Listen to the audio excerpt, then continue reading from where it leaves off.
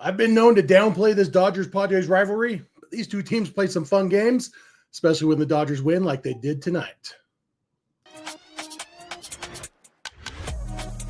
This is the Dodgers Postcast, your instant game reaction for the Los Angeles Dodgers, part of the Locked On Podcast Network. Your team every day. Hey, what's up, Dodger fans? This is the Locked On Dodgers Postcast. I am Jeff Snyder, not the usual Postcast host. Pete Fox is usually here. I am filling in for him one last night before he comes back from vacation. You can find me, of course, with my buddy Vince Samperio on the Locked On Dodgers podcast every Monday through Friday morning or Sunday through Thursday night live, usually, including as soon as I'm done here, I'll be hopping into that other room, also right here on the Locked On Dodgers YouTube channel to be live with Vince. Dodgers beat the Padres tonight. I guess I should tell you first who this episode is brought to you by. This episode is brought to you by Game Time. Download the Game Time app, create an account, and use code LOCKEDONMLB for $20 off your first purchase. Now that I've said that, now the Dodgers won this game against the Padres 8-7. First game of the series, and it's kind of funny. The MLB box score is saying 8-6, but I know for a fact the Padres scored a run there in the bottom of the 10th inning to make it 8-7. Dodgers win, and it was a nail biter. It was not a pitcher's duel by any stretch of the imagination.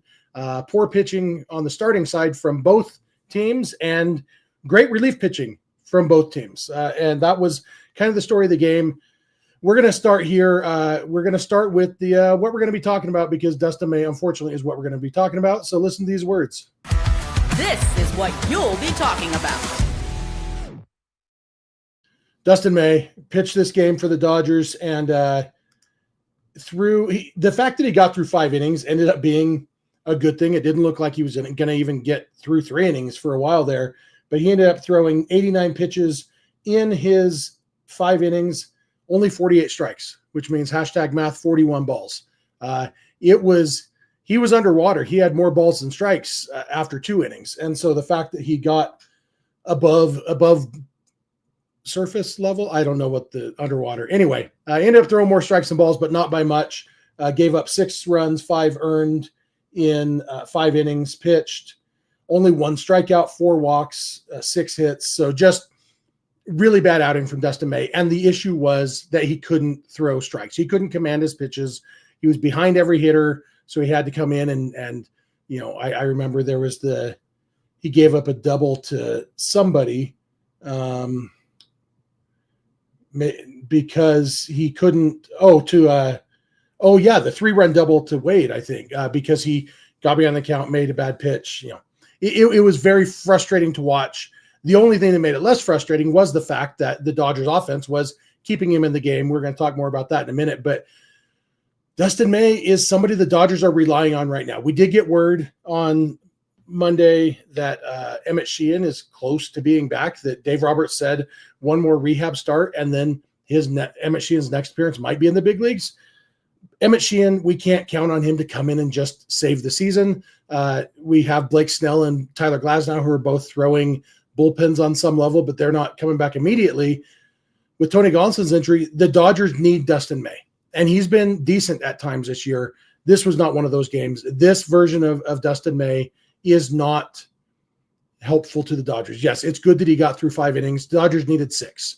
And when I get to the MVP in the last couple minutes of this episode, I'll tell you the bullpen saved Dustin May's bacon in this one, along with the offense. But it's kind of weird that the Dodgers win a game against the second place team, their closest competitors, and the lead story is the starting pitcher was bad. But the fact is the starting pitcher was bad, and for this game it ended up, I guess we can't say it didn't matter, but the Dodgers were able to overcome it in this game. But they need more from that going forward, because they're counting on Dustin May right now. Later in the season, if they get everybody healthy, sure, then they can, dump Dustin May to the bullpen or whatever if he's not performing. Right now, they need him, and they need him to be quite a bit better than he was tonight. Yeah, the Padres, they get fired up for Dodger games, but this wasn't a case of the Padres coming out there fired up and hitting him hard. I mean, they got some hits, but he didn't pitch well. He didn't throw strikes. And Strikes is what you need from a pitcher. So that is what we'll be talking about. Of course, we will also be talking about the fact that the Dodgers did beat the Padres to extend their lead in the NL West to 2 games.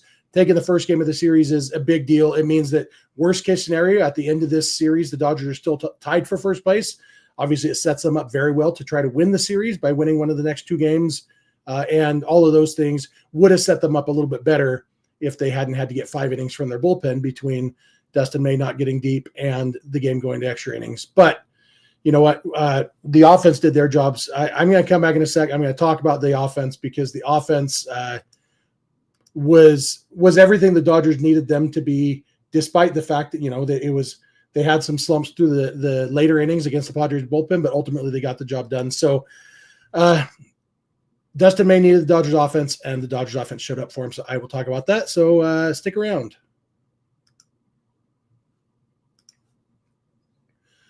This is brought to you by Wonderful Pistachios. Are you looking for a snack that's both delicious and nutritious? Crack into a good source of protein with Wonderful Pistachios.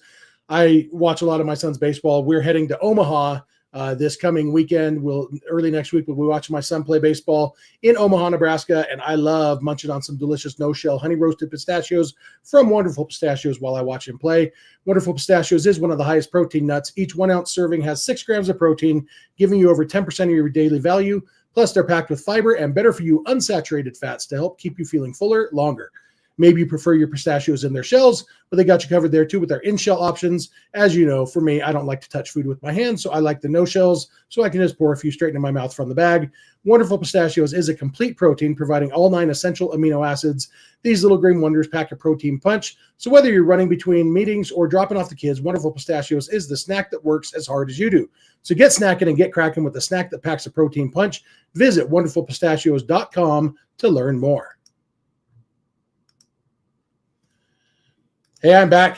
Thanks for being here with us. There's a ton of you here watching live. I appreciate that. The chat is hopping. I'm going to try to keep my eye on the chat, but it's hard, especially with so much going on here. But seems like we're all fired up about this Dodgers win. This was a great game. This was, if you love baseball, like even if you don't care about the Dodgers or Padres, you can watch this game and think, man, that was a fun game. The fact that we do love one of the teams and the team we love was the winning team makes it so much better. I don't know how I'd feel if the Dodgers had lost this game because there was a lot of stupid stuff about this game, and it would probably be frustrating. I imagine Padre fans are frustrated right now. Maybe makes that a little bit better, huh? But let's talk about the turning point in this game. Time to reveal where the game was won or lost. It's the turning point. I thought about maybe trying to get creative, try to come up with a less obvious turning point. But you know what? In an extra inning game that you win by 1 run, the turning point is probably when you score in the extra innings to win the game. And that was it. Andy Pages leading off the top of the 10th with an RBI double, that you hear it all the time in Little League games. Hey, trade spots with them out there when there's a runner on second, meaning, hey, hit a double. You go to second, this guy come in. That is huge, a huge way to start extra innings with this stupid made-up Manfred base runner that shouldn't exist, but does. Getting a leadoff double is huge because you got that 1 run in the bank, and now you're still set up to score again. And that's what happened here because then Tommy Edman followed that up with a shot up the middle that hit the base. So Andy Pages scores 2. Dodgers get those 2 runs, and they needed both of those runs. That's the turning point, that leadoff double in the 10th, because when you can get that, like I might like a leadoff double even more than I like a leadoff homer in the 10th. Probably not because, I believe in math and 2 runs is better than 1. But something about it's satisfying to get that leadoff double and then get that guy in too. It's a fun way to play the extra innings. I guess if the Dodgers were the home team, I would have rather had the leadoff homer. Hey, let's get this game over with, walk-off homer. But leadoff double in the top of the 10th is a really cool way to do it. And really, the Dodgers did their job in this game. The offense, the whole game. Everybody except Teoscar Hernandez contributed. Well, Teoscar Hernandez and Kike Hernandez. All the starters except Teo contributed. Kike did pinch hit for Hae-Sung Kim later in the game. We don't need to talk about that. I suspect that Vince and I will probably dig into that a little bit on the podcast as soon as I'm done here. Vince and I will be live here on the Locked On Dodgers YouTube channel. Be sure to check that out. I suspect we'll talk about Kike continuing to sometimes hit for Kim. We've talked about it a few times in the last few days, but happened again, so we'll talk about it again. But other than that, the other 8 players who played in this game Ohtani led off the game with the double and then scored on a Freddie Freeman double. Ohtani didn't do much the rest of the game. He did have a walk later, but 1 for 5. Not a great game for Ohtani, but scoring the first run of a game, setting the tone there was big. Mookie was 1 for 5, which is bad by his standards over the last couple days. He also had a walk. He was intentionally walked.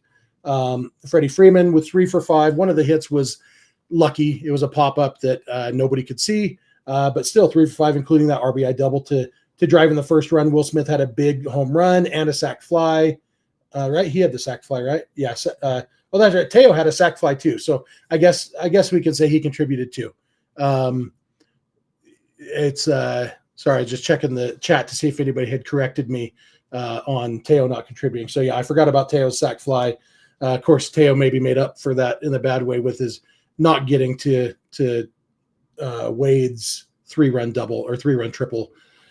That was frustrating. But, on the offensive side, we're talking about the offense here. Will Smith's home run was big. Max Muncy had a hit, scored 2 runs, also walked. Andy Pages obviously had the big double, had 2 hits. Edman was 2 for 5. And Kim was 1 for 3, including a double off a left-handed pitcher. They did let Kim hit against a lefty one time today, and he got a double, putting him to 3 for 3 this year against left-handed pitchers in the big leagues. He was also very good against lefties in Oklahoma City. So plenty to talk about there, which, like I said, Vince and I will probably get into that. But the offense for this game could have easily gotten out of hand the way Dustin May was pitching. And the offense battling back multiple times was huge. And then getting it done in the extra innings. Yeah, they struggled against some of the really good relief pitchers that the Padres have. But also the fact that they got the Padres starter out of the game after, 4 innings? Nick Pivetta only got through 4 innings, which meant by the time they got to extra innings, the Padres had already used all their good relief pitchers who were available. And so we got Wandy Peralta instead. And not that Wandy Peralta is terrible, but the fact that I'm only 87% sure that his first name is Wandy tells you he's not quite on the same level as Robert Suarez and Jeremiah Estrada and some of those other guys who they used. And so the offense really won this game for the Dodgers today. But who else won the game for the Dodgers? The bullpen, and that's what I'm going to talk about in a second. So stick around while I read another ad. This episode is brought to you by Game Time. There's nothing better than catching an MLB game live, the crack of the bat, the roar of the crowd, and the smell of ballpark food. And if you're looking to go last minute, Game Time makes getting tickets easier than ever. With the last minute deals, all-in pricing, and a lowest price guarantee, Game Time takes the stress out of buying MLB tickets. Plus, ticket prices drop as the game gets closer, meaning you can score an incredible deal. I've used Game Time many times for Dodger games, a couple basketball games, some concerts, and several comedy shows. And I've always loved how easy it is to get guaranteed best price on any tickets that I need. I especially like the Game Time Picks feature, which makes finding the best deals effortless. It filters out the fluff and highlights the top discounts in the stadium. So take the guesswork out of buying tickets with Game Time. Download the Game Time app, create an account, and use code LOCKEDONMLB for $20 off your first purchase. Terms apply. Again, create an account and redeem code LOCKEDONMLB for $20 off. Download Game Time today. Last minute tickets, lowest price guaranteed. Hey, I'm back. This is the Locked On Dodgers postcast. I am Jeff Snyder, not the usual postcast host. That's Pete Fox. He's not here tonight. I believe he'll be back tomorrow. He's coming back from vacation very soon. So this is my last night on the postcast, but you can catch me every Monday through Friday morning or every Sunday through Thursday night on the Locked On Dodgers podcast on the Locked On Dodgers YouTube channel where you're watching this right now, perhaps, or on the Locked On Dodgers podcast feed where you're listening to this, perhaps. Vince and I will be live over there pretty much as soon as I'm done here. So be sure to stick around for there. I want to see all of you who are here live with me right now. Come with me over to that one, okay? Let's talk about the MVP of this game. Player of the game was... This is the Locked On Player of the Game. Is it cheating to name a group of people a player of the game? Because the Dodgers bullpen was the player of the game here. I might be tempted to go with Anthony Banda specifically because he came in and threw 2 innings, 2 perfect innings. When Anthony Banda this year has not been good a lot of the time. And for him to come in and throw 2 innings after Dustin May only got through 5, we could pretend that May got through 6 because they only had to use 1 reliever to get through the 7th. And then, after him, Alex Vesia comes in, perfect inning. Kirby Yates comes in, 1 walk, but gets the 3 outs. And then Tanner Scott comes in. Yes, he gives up a hit. 1 bad pitch. It was a bad pitch to Jackson Merrill that he gave up the double on. It's an unearned run, so I guess it doesn't hurt anything for Tanner Scott. But then he gets, huge strikeout of Machado and then 2 pop-ups and gets out of the game. The Dodgers bullpen overall, 5 innings pitched, 0 earned runs, 1 hit, 1 walk. Just dominant. We haven't said that a lot about the Dodgers bullpen lately. Dominant. And that was huge. The Dodgers bullpen doing what they did today, just shutting down. This Padres offense was clicking early in the game. Maybe that was just Dustin May, but whatever it was, for the bullpen to come in and shut that down the way it did was huge to allow the offense to stay in the game, battle back, get tie the game, and then eventually win the game in extra innings. Huge, huge game for the Dodgers bullpen. Offense, bullpen, dominant today. Starting pitching, not so much. And we'll see. Tomorrow is a bullpen game or Matt Sauer was here on the taxi squad. They said that he might be activated for tomorrow's game. That seems likely at this point because they had to use 5 relievers today, right? Or 4 relievers. 4 relievers for 5 innings. So chances are they're not going to want to go with a complete bullpen game, having Matt Sauer available for 4 or 5 innings, whether he starts or not, and then having, Ben Casparis and Jack Dreyer, who could maybe give you multiple innings, definitely could help. It'll be interesting to see. I assume that Jose Urena will be the corresponding move for them to activate, to bring up Matt Sauer. Urena could be DFA'd. Looking at their roster, that seems like the most likely move. But whatever it is, winning this first game of the series was huge. It's always good to win the first game of a series because that sets the tone, makes it a lot easier to win the series. All that's just basic stuff. But when you go to extra innings against the second place team, that's battling for the division, all of that, this would have been a heartbreaking game to lose. And instead it was a thrilling game to win. And that's when baseball's at its best. It's at its most frustrating and not frustrating, but like stress inducing. The reason all these white hairs are in my beard is games like this. But after the fact, it's like, man, that was a great game. And so I get it. I get why people get fired up for these Dodgers Padres games. This was good. I hope tomorrow's game isn't as good. I hope the Dodgers offense does even better and that the Dodgers pitching does much better and that we get a nice relaxing game that doesn't add more gray hairs, because I don't need great games every time. But when you get great games, it's not so bad to get a great game, because as long as your team comes out on the good side. I always think back to game 2 of the 2017 World Series that went to extra innings too, and the Dodgers ended up losing that game. And I said afterwards, I don't know if that was the best terrible game I've been to or the worst great game I've been to. But this game against the Padres tonight was just best and great. Dodgers won. It was a great game. It was fun. I love baseball. Love the Dodgers. Love when the Dodgers win a great baseball game. Mike Boyer in the chat says the umpires need glasses. That was Mike Estabrook behind the plate tonight. He is not very good. I remember on Twitter one time I said Mike Estabrook is not having the best of nights, and it was pretty funny. But yeah, he's not a great umpire, and we'll see. We just get used to that. Luckily, the Dodgers won, so we don't have to worry about how the umpires did. So that's going to do it for me here. Like I said, I will be hopping over to the Locked On Dodgers podcast. Remember, the postcast is a recap show. We're talking about this game.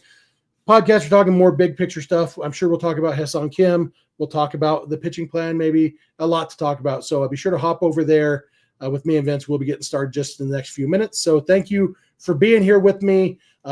Again, great group in the live, in the chat. I appreciate all of you.